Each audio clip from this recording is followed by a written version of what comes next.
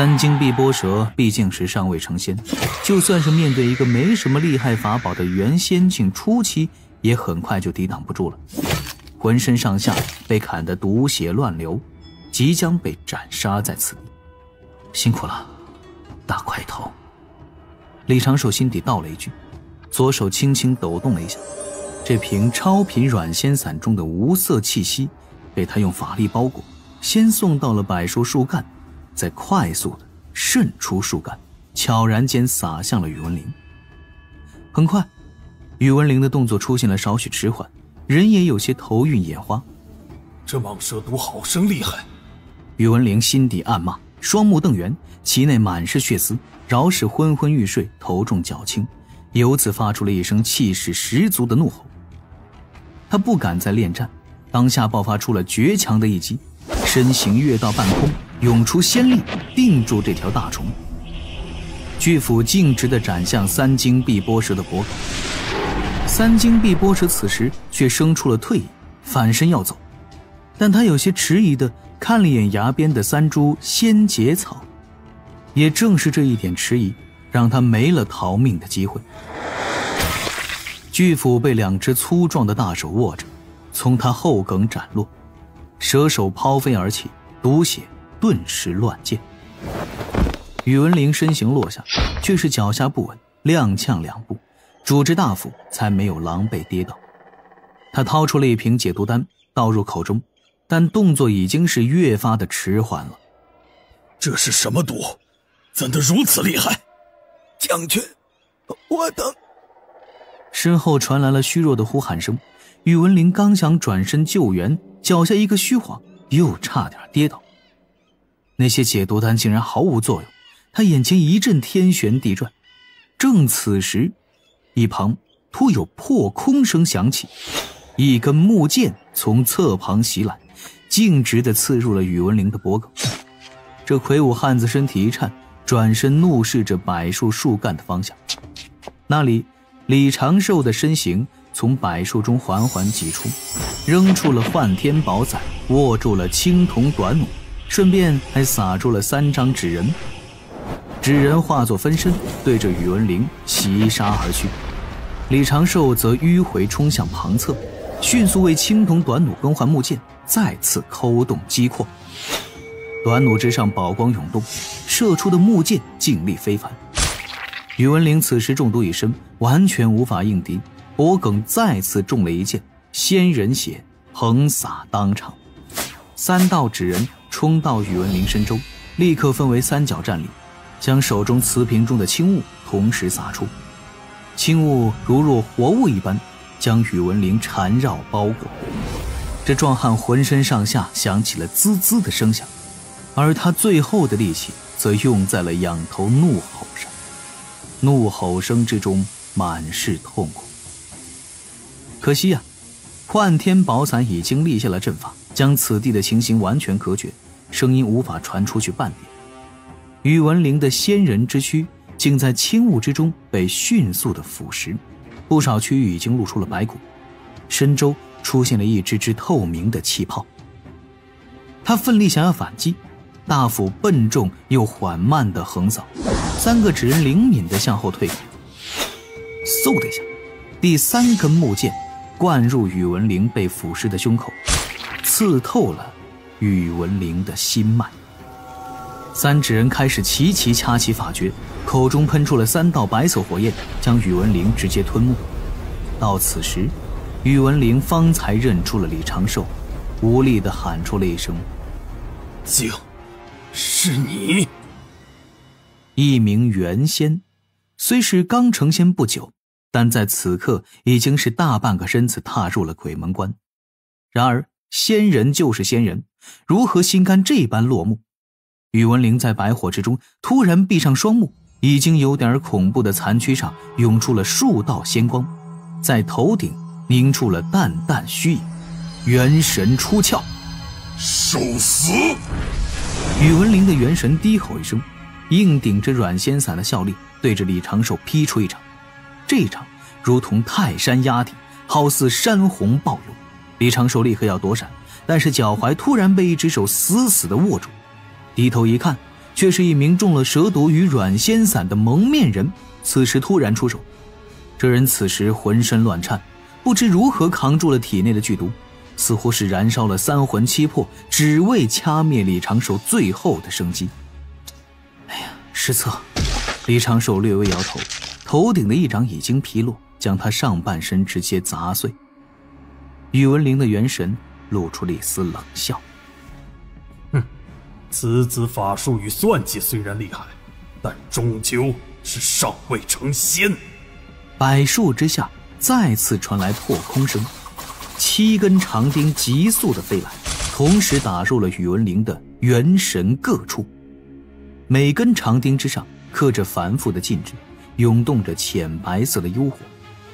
宇文灵的元神有些错愕地低头，却发现自己身中那3道纸人分身一直未曾停下喷火。在他元神出窍时，身躯已经被烧得只剩下骨架了。此刻那个燃烧了自己魂魄的蒙面人目光呆滞地仰头看着那半张纸人在随风飘舞，被一缕火焰引燃。他燃尽了自己转世的一切希望，却只换来了半张纸人的陪葬。柏树下刚出现的李长寿张开左手，掌心对准宇文灵的元神，五指轻轻一收，那7根炼制不易的灭魂钉被瞬间引爆。柏树根部，真正的李长寿用灵石注视着那犹自烧不尽的仙人骨架，眉头轻皱，控制着纸人舞扔出了摄魂宝珠，让1、2、3纸人加大喷火力度。这幽冷玄火面对仙人时伤害还是有点不够用，还是要想办法搞到门内的3昧真言才行。又等了一阵，那骨架轰然倒塌，化作灰烬堆在了地上。3纸人按照程序开始诵读经文，李长寿总算是动身。杨辉这种有仪式感的步骤还是要亲手来做才放心。堂堂一个仙人，竟然这么穷酸，就一把斧子，一个储物法宝。果然呐，在俗世混的炼器士，大多都是这一行的混子。飘扬的黑色灰烬中，李长寿将那只扳指模样的储物法宝与扳斧一同收到了天字4号储物袋，又收起了摄魂珠，跳到悬崖边缘，蹲在那3株仙节草前，取出2只事先准备好的玉盒，舌尖下塞了2颗自己炼制的解毒丸，双手包裹18重法力，动作麻利又十分小心，将2株年份较高的毒草连根采起，迅速地放入玉盒中封上。采药不绝种，福缘免损折。总算，李长寿露出了少许的微笑，迅速起身，不敢在此地久留，也担心宇文灵还有其他的同伙。先冲到了那3经碧波蛇滚落的蛇首前，在怀中取出了标注着第2的储物袋，将这个蛇首直接装了，用符箓封印，收入了玄字4号储物法器。这个东西应该能提炼出一些不错的毒药，可以给小师妹防身防狼。蛇身太大，而且太过坚固，仓促之间难以收取，只能够退而求其次。周围那滚滚蛇毒还在，那几个蒙面人的尸首早已经被3只主战的纸人烧个干净。非仙人目标，幽冷玄火烧起来是毫不费力，那几个人留下的一点点灰烬，此时也已经跟他们的将军大人融合，等待随风而逝。随后李长寿与4只纸人一同动手，将2瓶药粉撒在各处。地面上的人血顿时被点燃，冒出了一处处绿色的鬼火，这些血迹转眼便消失不见了。净化洪荒环境，保护北周生态，这是人族炼器士不能推辞的义务。又收起了几件储物法器，李长寿的目光扫视各处，灵时也探查着方圆10里之内各处的风吹草动，双手掐起法诀，确定没有什么遗漏之后，周围的几道身影化作纸人，钻回李长寿的袖中。收伞，身形遁入岩层中，李长寿悄然离开了此地。阵法消散之后，四周毒雾瘴气涌来，也带来了少许的微风。柏树也只留下了一截无头的蛇尸，几滩剧毒的蛇血，还有地面纵横交错的裂痕与即将坍塌的悬崖。那几棵换了一个新发型的老柏树随风轻轻晃动着已经不多的枝桠，像是在和藏在大地中的李长寿依依惜别。李长寿借着土遁，在地下悄悄靠近了两个同门师弟师妹的斗法之地。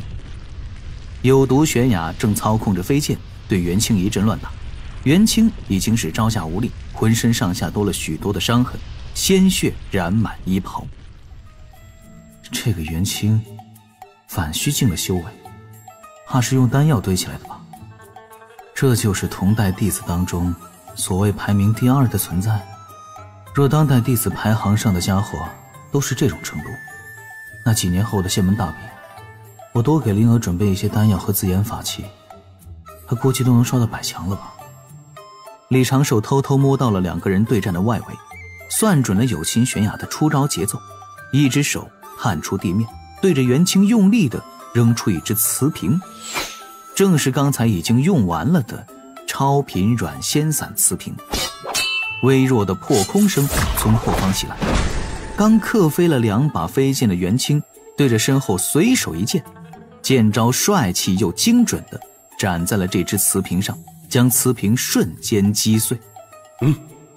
哪里来的瓷瓶？袁清眼皮一翻，剑都没有来得及收，身形摇摇晃晃朝着前方即将扑倒。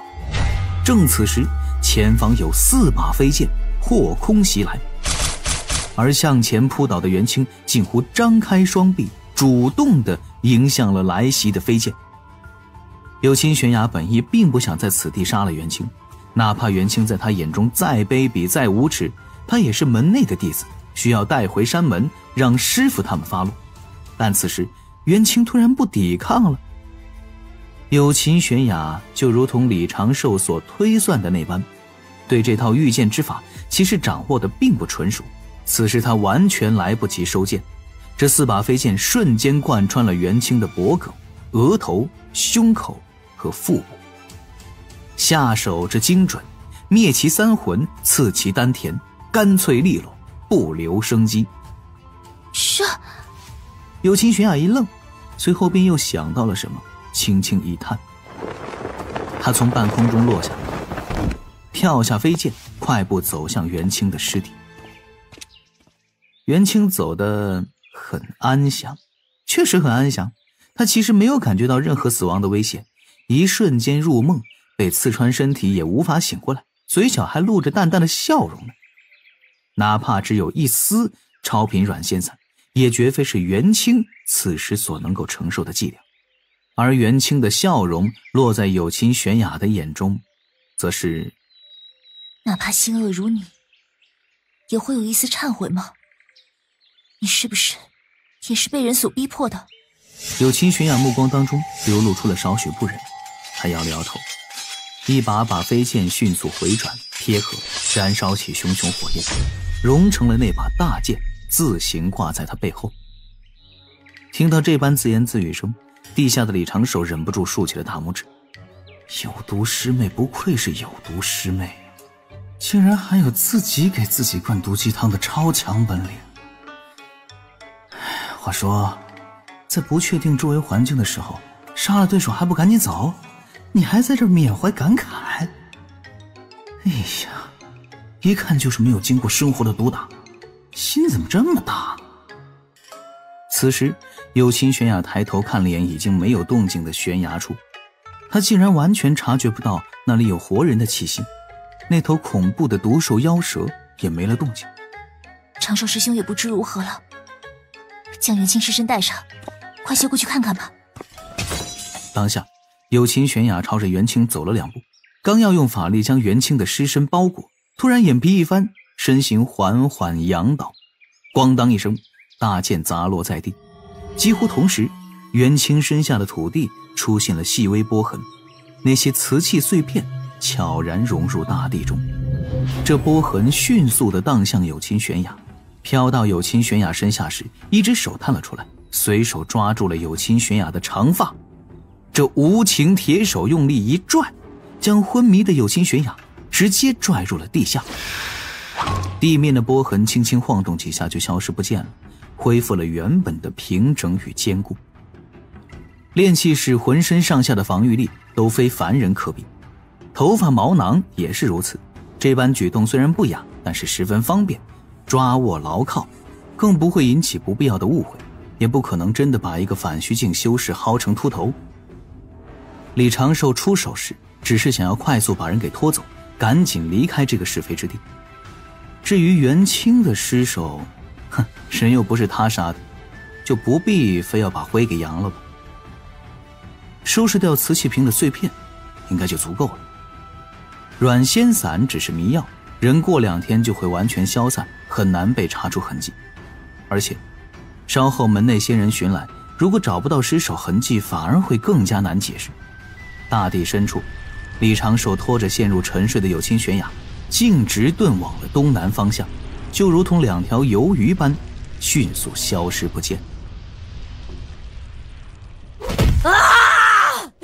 这破阵法简直烦死人了！随着久久愤怒的呼喊声，大地在他的脚丫下不断的颤动，白雾迷蒙之地的毒虫毒兽都在瑟瑟发抖，惶恐不安。因为大阵封锁，这片大地依然坚挺，没有在九真仙的脚下分崩离析。